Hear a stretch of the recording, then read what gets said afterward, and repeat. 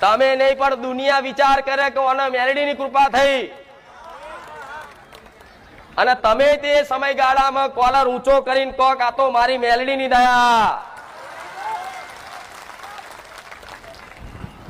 તમારા દરેકના સપના છે,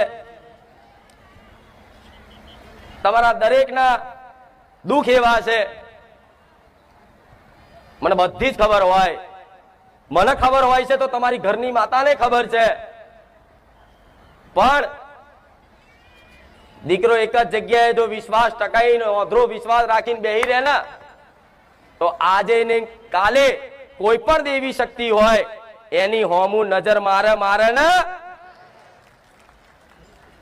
પણ આજે બારેજા ધામનો એડો લાગ્યો છે, સોલંકી પેઢીની માતાનો એડો લાગ્યો છે, રોમવારી મેલડીનો એડો લાગ્યો છે. તો આ તમારો ભાવ મારા જેવી માતાને ખૂબ ભાલો લાગે કે ભલે દીકરા દુઃખમાં યાદ કરે છે ને, ભલે તું રોવે છે ને, પણ તારું દુઃખ જોઈ અને મારા માતાના આંસુડા પડે છે. કોને બતાવવા જાઉં? એનો ભક્ત કદાચ દુઃખના આંસુથી રોતો હોય ને, તો કોઈ પણ દેવી શક્તિ એવી નિર્દય નહીં કે એનું દુઃખ જોઈ અને ઊભી રહે, જોયે રાખે. પણ તમારી ઘરની માતાને જેવા તમે આહુડા પાડતા હોય ને દુઃખના, એવી તમારી માતાઓ ઘેર આહુડા પાડે છે. દીકરાઓ આટલું યાદ રાખજો. તમારી કુળદેવી તે આવા આંસુડા પાડે છે. કેમ કે જો આવા ભક્તો ના હોય ને તો માતાનું અસ્તિત્વ બેકાર છે. આવા મને માતાને મોનનારા ના હોય તો હું માતા શું કરું? હું કોના પરચા પૂરું? કોનો વાલ કરું? આ સૃષ્ટિમાં એક જ મનુષ્ય, એક જ જીવ એવો છે કે જેને બુદ્ધિ સમજ છે, યોગ્યતા છે. નહીં તો બીજી બધા જાનવરની, જીવ જંતુ, પશુ પક્ષીની યોનિમાં ગણાય છે. પણ ખાલી મનુષ્યને જ ભગવાને બુદ્ધિ આલી છે, જ્ઞાન આલ્યું છે, યોગ્યતા આલી છે અને ભગવાનને ભજન કરવાની શક્તિ આલી છે. તો મારા જેવી માતા નહીં તે આવા માણસોની જરૂર પડે મારા મેલડીના રામ. એટલે ગરજ ખાલી તમારે એકલા નહીં હોતી, આટલું યાદ રાખજો. ગરજ ખાલી ભક્તો નહીં હોતી, ગરજ તમારી કુળદેવી માતા નહીં છે કે મારા દીકરો એક વખત મારી બાજુ સન્મુખ તો થાય. હું માતા તો રાહ જોઈને બેઠી છું કે દીકરા હારે તારી માતા. અને જો તમારી માતાને ગરજ તમારી ના હોત ને, માતાને એના ભક્તની ગરજ ના હોત ને, તો કદાચ મારા સાનિધ્યમ તમારી માતાએ ના મોકલ્યા હોત. આટલો વિશ્વાસ રાખજો.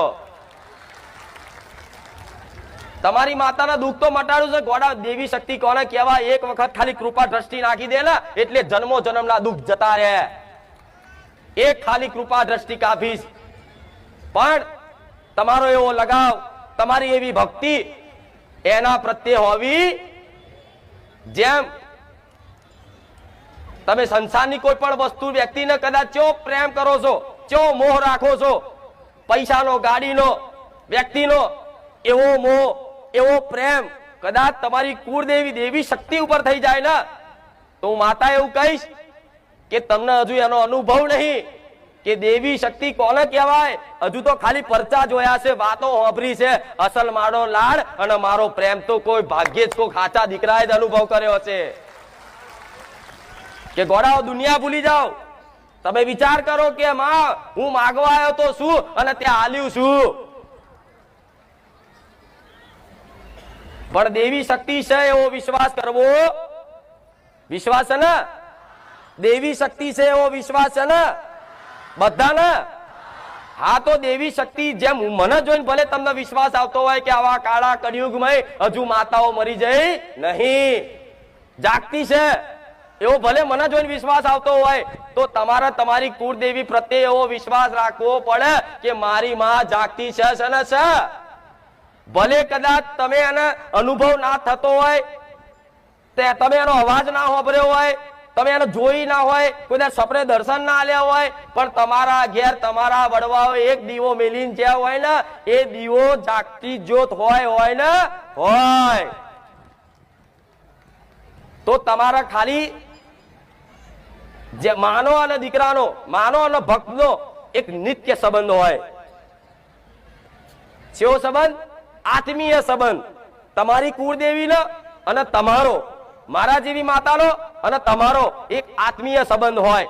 આ સંબંધને ખાલી સ્વીકાર કરવાથી, શું આ સંબંધને ખાલી સ્વીકાર કરવાથી કે આ મારી માતા છે અને હું એનો દીકરો છું, બસ આ ખાલી સંબંધ છે ને સ્વીકાર કરવાથી તમારી માં તમને જો અનુભવ ના કરાવો કે દીકરા હું તારા ઘેર જાગતી જ્યોત ચામુંડ માતા, મહાકાળી માતા, હરસિદ્ધિ માતા બેઠી છું. કોઈ દીકરી તે કદાચ આવો સંબંધ સ્વીકાર કરવો પડે. માણસો તો બધાય કે આ મારી માં છે, પણ એનો સંબંધ સ્વીકાર કરવો પડે. તારે દેવી શક્તિ અનુભવ કરાવે તો આ જેટલા આવો સંબંધ સ્વીકાર કર્યો કે મારા ઘેર મારી માતા છે, હું મારી માતાનો છું, માતા મારી છે. ભલે રામ. આ જો એક વખત તમે સ્વીકાર કરી લીધું, માતાએ તો સ્વીકાર કર્યા જ છે. તમારી કુળદેવી તો તમને, તમે ગમે તેવા ગોડા ગેલા અજ્ઞાની ડફોર પાપી દુષ્ટ જેવા હોય એવા, પણ તમારી કુળદેવીએ તો તમને સ્વીકાર કરેલા છે કે આ મારો દીકરો છે, એટલે આવા કાળા કળિયુગમાં જીવો છો. નહીં તો જાત જાતના રોગ છે ને તમને ચાય ચોરના ભગવાનના ઘેર મોકલી દે. પણ હજુ તે ક્યાંક ની ક્યાંક વાતે તમારું રક્ષણ કરે છે. તમારી કુળદેવી કરે છે કે નહીં? કરે છે કે નહીં? આવા જબરા મોટા રોગો નીકળે ને, પણ કોઈ દાડે એવા વાયરસ તમને નહીં અડવા દેતી. એ તમારી માં છે. આવા મોટા હાઈવે પર કદાચ સાધન લઈને, બાઇક લઈને, ગાડી લઈને આવો છો ને, તો આટલી જગ્યામાં તમારું રક્ષણ કરે છે. એ તમારી માં છે. ગમે તેવું કદાચ દવાખાનું આવ્યું હોય અને ડોક્ટર જોડે જાઓ અને ઓપરેશન કરવાનું કીધું હોય, પૈસા ના હોય ને, તો કદાચ તમારી માં ગમે તો અહીં પૈસા હાલે અને ઓપરેશન તમારું સક્સેસ થઈ જાય. તમારી માં છે. તમારા ઘેર અવસર પ્રસંગ આવ્યો હોય, કોઈ લગ્ન આવ્યું હોય, દીકરાનું કે દીકરીનું કે ભાઈનું કે બહેનનું, તો કદાચ તમારી જોડે પૈસા નહીં હોય અને રાત દાડાની ચિંતા થતી હશે કે 2 મહિના લગ્નના બાકી છે, શું કરીશ. પણ છેલ્લે તમારી માં તમારી આબરૂ રાખી લેશે, ગમે તેના મગજમાં વસી અને તમને પૈસા અપાઈ દે. બને છે કે નહીં? આવું બને છે ને? તો તમારી માં 24 કલાક તમારું રક્ષણ કરે છે. આ વાત સ્વીકાર કરી લો કે મારી માતા મારું 24 કલાક રક્ષણ કરે ને. આ ખાલી માતાનો એક સંબંધ સ્વીકાર કરવાથી, સ્વીકાર તો કરી લીધો, બરોબર છે. હવે આજે સાંભળ્યું કે માં સ્વીકાર કરી લીધો કે મારી માં છે અને હું એનો દીકરો છું, પણ આ સંબંધ નિભાઈ જાણવો પડે. સંબંધ સ્વીકાર તો કર્યો, પણ સંબંધ નિભાવો. હવે કે માતાજી અમે કુળદેવીના માતાજીના દીકરા તરીકેના ભક્ત તરીકે અમે સંબંધ કઈ રીતે નિભાઈએ માતા જોડે? થાય ને આવું? તો છે ને, જેને પ્રેમ કરતા હોય ને, પ્રેમની પરિભાષા બધાને આવડે છે. અને આખો સંસાર પ્રેમનો ભૂખ્યો છે. જાણો છો ને? આખો સંસાર કોનો ભૂખ્યો છે?